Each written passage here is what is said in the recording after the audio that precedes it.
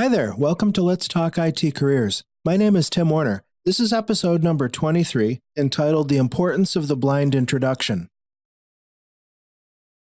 This is an episode I've wanted to record for quite a while because it's been so meaningful to me and productive in my work life. Here's the problem in a nutshell. Let's imagine that you want to work, or you've always dreamed of working for a particular company, but you've historically just taken yourself out of the running immediately thinking, oh, it would never happen. They would never want me. It just can't be done. You may also be interested in supplementing your income with a particular type of contract work. Perhaps you've always dreamed of recording a podcast or publishing a mass market book. Ultimately, you want to broaden your professional horizons, but you wind up dismissing many of your dreams, assuming that they're just simply unreachable.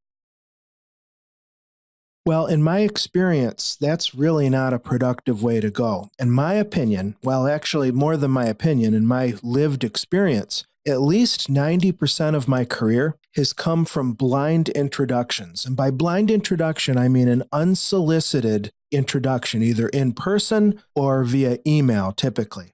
What's good, or what I'm grateful for in my character, is that I've never been afraid to just go and get it. And that's, like I've said at the beginning of this episode, borne great fruit in my professional and personal life. Quick example, I've always been, since I was a teenager, a fan of role-playing games. Dungeons & Dragons was my original go-to. Well, you might know, if you're familiar with AD&D, that a guy named Gary Gygax, who's long since passed on, is the co-creator of that game. In the early 2000s, it occurred to me, I have some questions. I've always wanted to thank Gary for developing D&D, and I've had some questions. Why don't I just look up his contact info and write him? And I did, and he and I struck up a correspondence, and I hold that very dear to my heart to this very day. Professionally, as I said, I've greatly expanded my professional horizons as a result of not being afraid, or it's not so much not being afraid of making a blind introduction, but to proceed in spite of fear. That's something that my mentors over the years have stressed, that courage is not action in the absence of fear,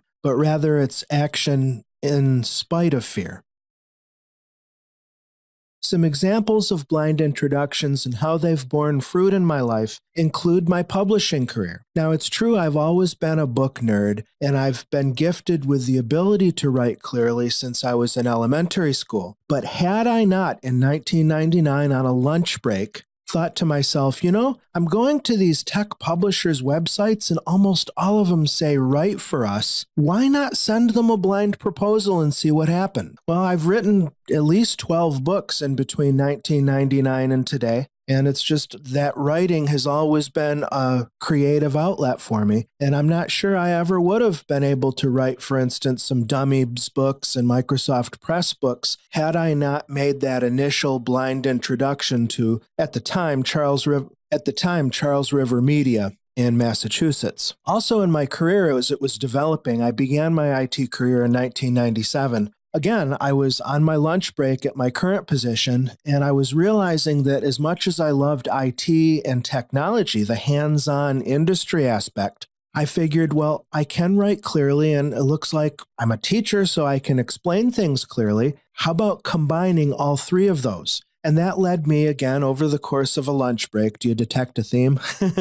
To write Transcender, who at the time was the industry-leading provider of IT certification test prep materials. And that led into a discussion with their human resources manager at the time, Carol. And ultimately, my wife and I moved down to Nashville, Tennessee, where Transcender was located. And that, again, has had a great trajectory on my career because that's my professional specialty now. It is information technology, the hard tech, combined with education in all forms, written, spoken, the whole deal. More recently, community involvement, being surrounded by a lot of giving people in the, for instance, PowerShell community, in the Microsoft technology stack community with user groups and so on. I meet people every event I either speak at or just attend, and that's been a greatly enriching fact of my career. And all of these things are contingent upon one main action, proceeding with making contact with key people and initiating that on my own.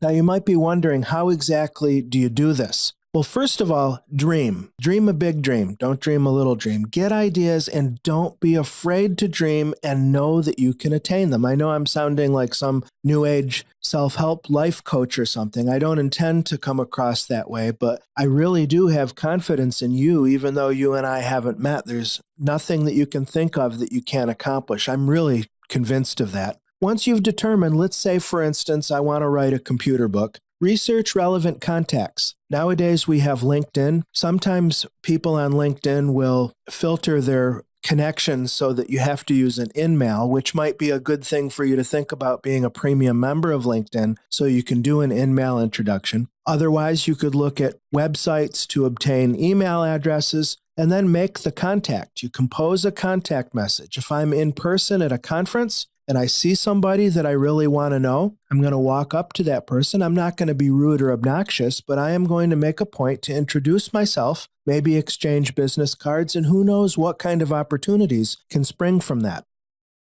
Now, some tips and tricks along the way. Above all else, I say be genuine and enthusiastic. That's probably why I've had such success with blind introductions, because fortunately, I go into these with few to no expectations, ideally no expectations. Nobody likes the hard sell. I myself can't stand receiving spam email, text. If it's a personal message and the person is trying to sell me something, that's different. But like form or bulk email or blasts, those kind of things I find are deeply offensive. When I'm looking to make a professional contact or a blind introduction, it's always going to be rooted not only in what I hope to gain from that situation, but what I can bring to that relationship. I mean, these relationships are always going to be mutually beneficial. Maybe even they'll result in a personal friendship. So being genuine, not sociopathic. I read this book last year called The Sociopath Next Door.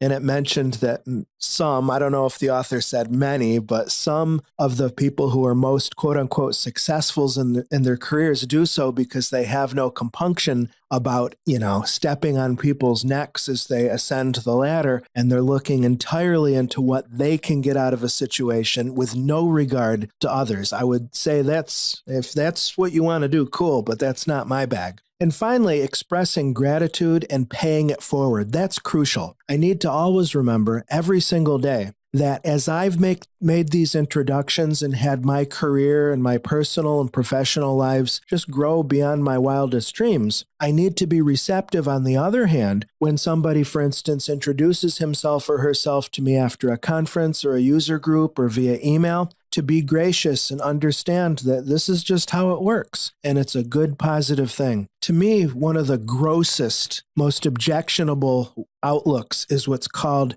kiss up, kick down. That really turns my stomach. To be given a break by someone and not to turn around and pay it forward, fortunately, I can say that is one of the last things I hope I'll ever do in my life.